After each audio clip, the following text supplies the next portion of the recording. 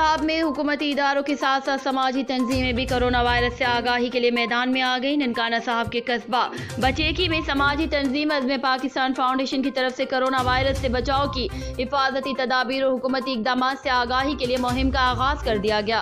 मुहिम के दौरान मकामी मारूफ सियासी और समाजी कारकुनान हाजी शौकत अली आराय, हाजी तनवीर, हुमायूं भट्टी, सैयद दिलदार हुसैन शाह, इंचार्ज पुलिस चौकी बचेकी राना रियाज हुसैन ने फाउंडेशन के मेंबरान के हमरा शहरियों में आगाही पंफलेट और हिफाजती मास्क तस्लीम किए। इस मौके पर फाउंडेशन के अहदेदारान की तरफ से शहरियों को खतरनाक कोरोना वायरस की रोकथाम के लिए हुकूमती इक़दाम से भी आगाही की गई और उन्हें हिफाजती तदाबीर अख्तियार करने की अपील की गई।